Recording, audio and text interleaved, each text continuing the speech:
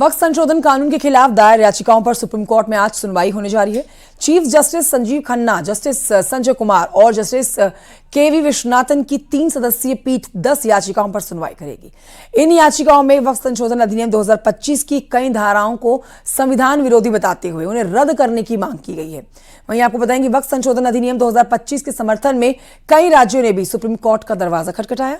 छत्तीसगढ़, असम, महाराष्ट्र, मध्य प्रदेश, उत्तराखंड, हरियाणा और राजस्थान में अर्जी दाखिल करके मामलों में पक्षकार बनने की अनुमति मांगी गई है। अब इन राज्यों में वक्फ कानून को चुनौती देने वाली याचिकाओं की दलील का विरोध किया और वक्फ संशोधन अधिनियम संविधान का उल्लंघन करता है।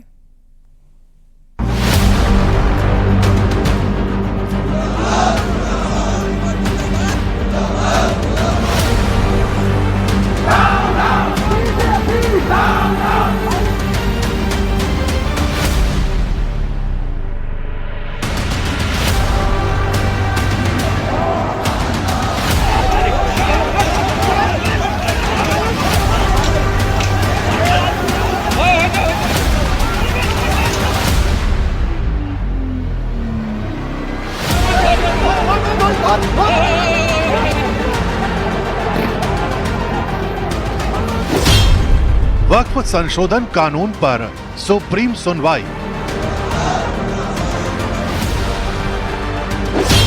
समर्थन बनाम विरोध पर अदालत में लड़ाई।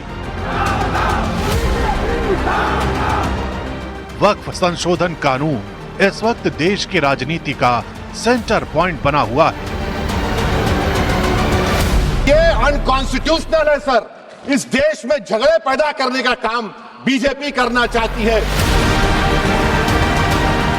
बंगाल में हुए बवाल के बाद इस कानून के समर्थन बनाम विरोध की लड़ाई को और हवा मिल गई है।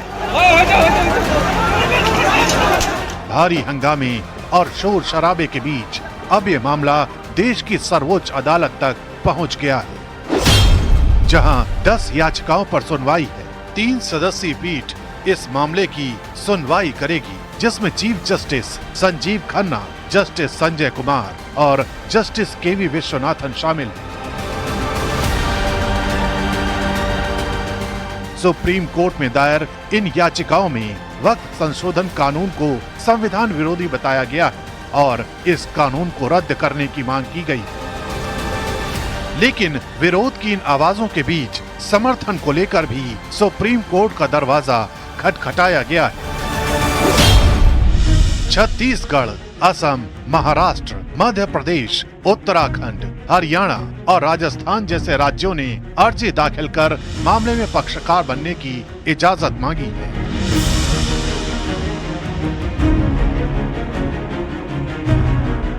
इन राज्यों ने वक्फ कानून को चुनौती देने वाले याचिकाकर्ताओं की इस दलील का विरोध किया है, यानी सदन में पास होने और देश की महामुहिम की स्वीकृति के बाद अब वक्फ संशोधन कानून को सुप्रीम कोर्ट में चुनौती दी गई है।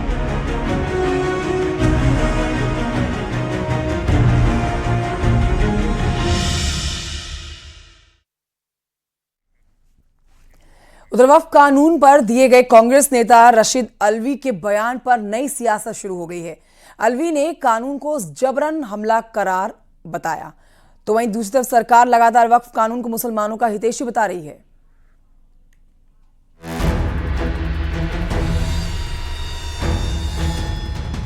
वक्फ कानून को लेकर सियासी संग्राम थमने का नाम नहीं ले रहा है। कांग्रेस नेता राशिद अलवी ने वक्फ को लेकर भड़काने वाला बयान दिया और कहा कि किसी के धर्म पर जबरदस्ती हमला करेंगे तो परिणाम कुछ भी हो सकता है।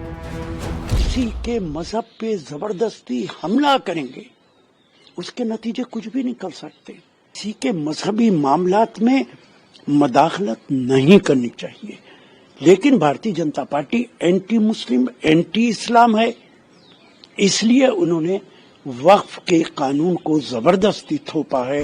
कांग्रेस के बाद उधर झारखंड सरकार के मंत्री इरफान अंसारी ने कहा कि वक्फ कानून को झारखंड में लागू नहीं होने देंगे, जिस पर यूपी के डिप्टी सीएम केशव प्रसाद मौर्य ने कहा कि कानून से मुसलमानों का भला होगा।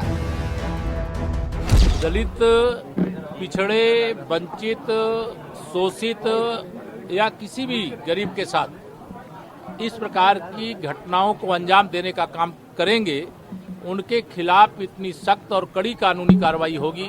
वक्फ बोर्ड में संशोधन हम लोग बर्दाश्त नहीं करेंगे। दरअसल वक्फ कानून लागू होने के बाद से लगातार विपक्ष सवाल खड़े कर रहा है, तो सरकार कानून को मुसलमानों की हितैषी बता रहा है। फिलहाल सियासत थमने का नाम नहीं ले रहा है। Bureau report, news 18।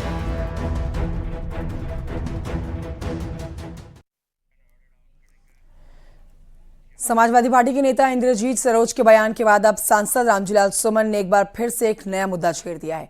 Samajwadi party के नेता हो या फिर सांसद हो, सनातन पर लगातार सवाल ही खड़े कर रहे हैं। रिपोर्ट देखिए।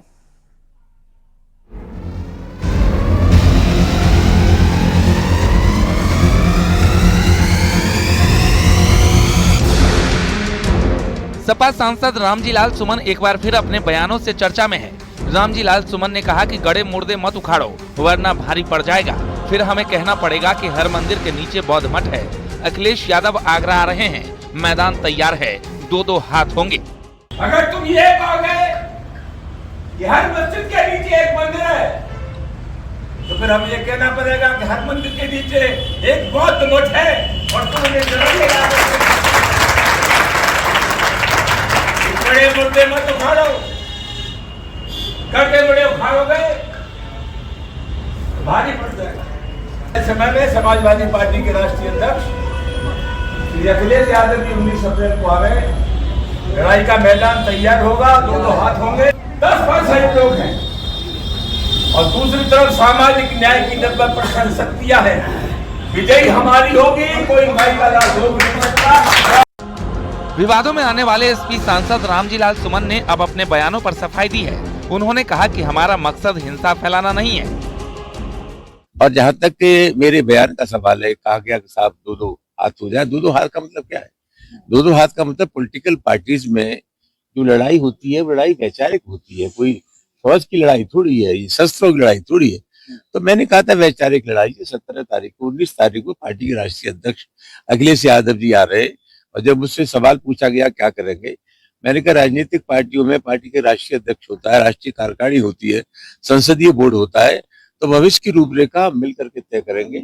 हमारा मकसद कोई तनाव पैदा कर नहीं है, वातावरण को हिंसा का वातावरण बनाना नहीं है। हमारा कोशिश है सामाजिक सद्भाव पैदा हो, लोग प्यार और मोहब्बत से रहें। कल कौशाम्बी में सपा नेता इंद्रजीत सरोज ने भी मंदिरों पर सवाल उठाए थे और कहा था कि अगर मंदिरों में ताकत होती तो विदेशी आक्रांता नहीं आते। अगर भारत के मंदिरों में ताकत होती तो मोहम्मद बिन कासिम ना आया होता।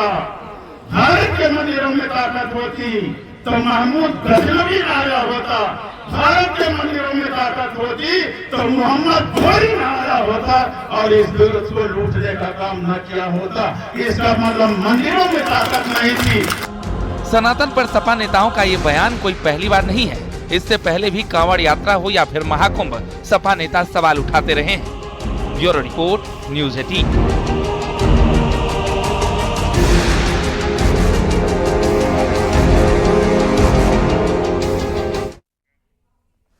पश्चिम बंगाल के मुर्शिदाबाद हिंसा पर योगी ने कड़ा प्रहार किया और बताया कि दंगाइयों का इलाज डंडा है। सीएम योगी ने क्या कहा है, जानिए।